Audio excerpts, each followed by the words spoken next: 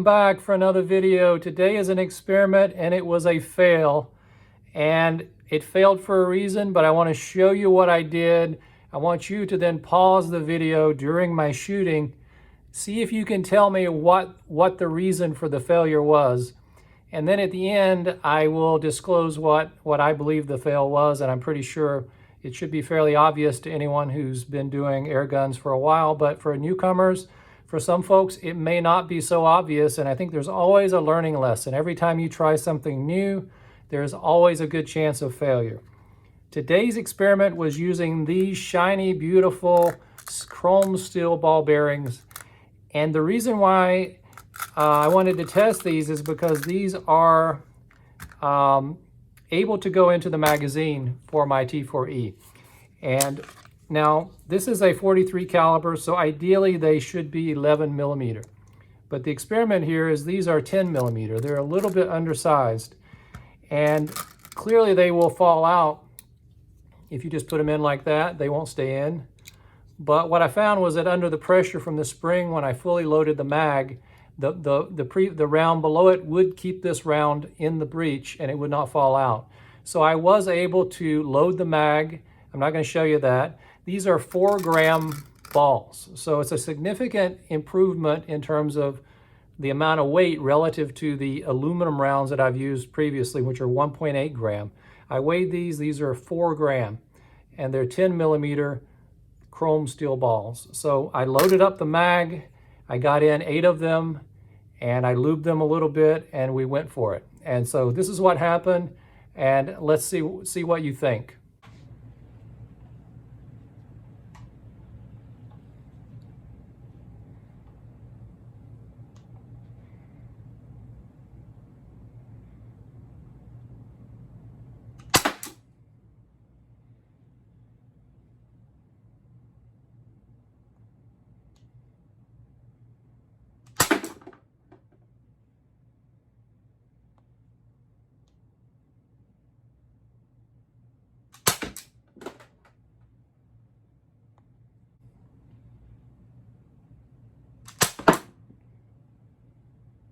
Uh-oh.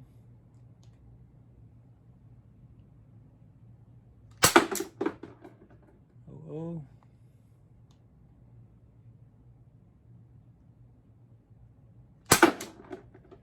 Uh-oh.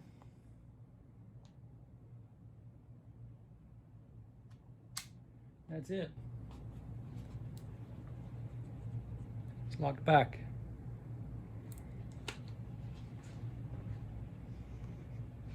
Okay, I was getting 0-0 on a lot of these. I don't know if it's because it can't read these. It should be able to. 3 of them are in here.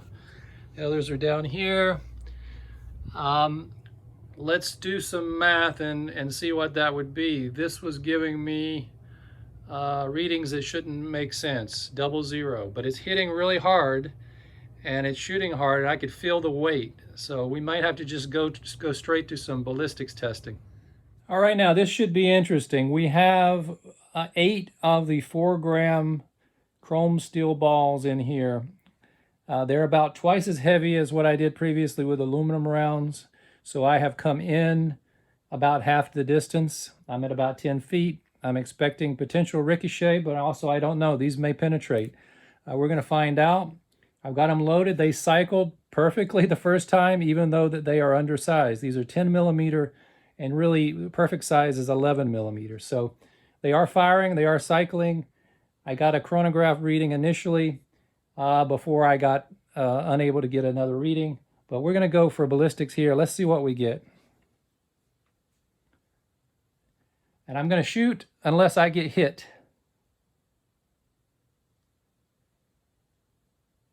I'm coming back.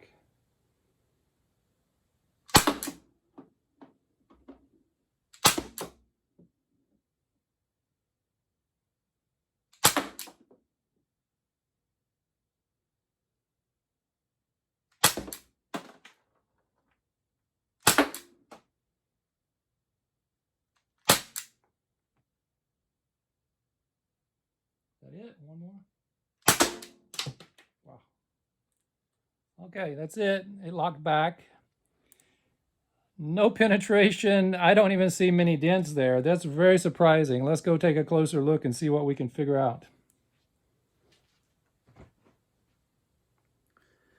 All right, this is completely not the result I was expecting, and I think it is because they are going low.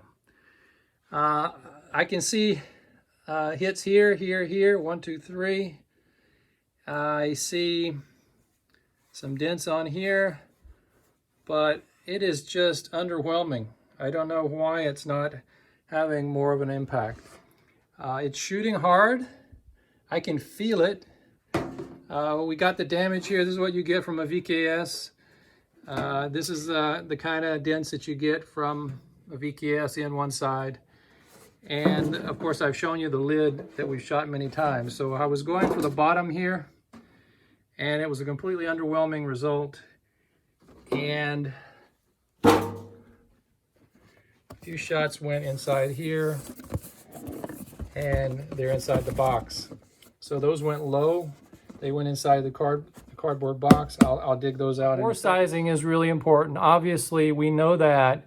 In this particular case, I was trying to just sort of throw caution to the wind, give it a chance and see, even though I knew that these were undersized. As you can see, you put it in, it goes right out. There's absolutely no resistance. These are underbored for the size of the barrel. They're undersized. And even though the detents, even if you had detents that would hold them perfectly, and these cycled fairly well, I'm not convinced that we didn't have a double shot once or twice. But these did cycle surprisingly.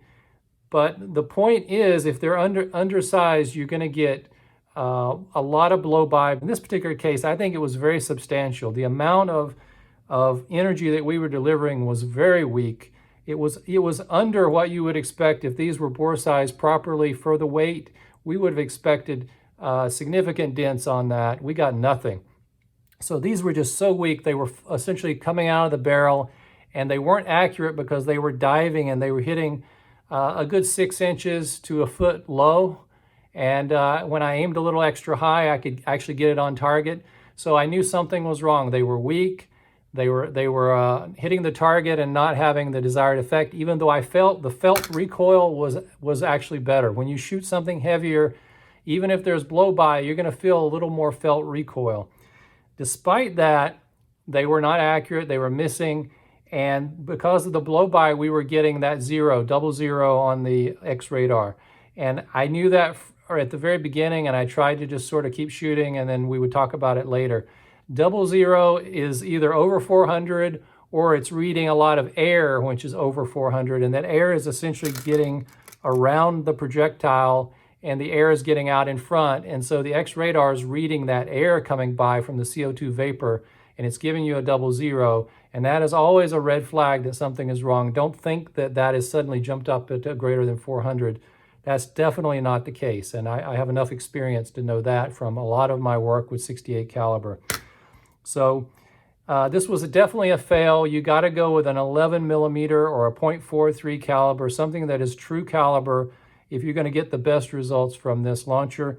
I thought I would give these a try because I have some 9 millimeter and some 10 millimeter, and I had these on hand. So I thought I would give it a shot and see what would happen. And it turns out it was just validating what I should already know. And so hopefully you learned something from that, and it'll just remind you about the importance of bore matching.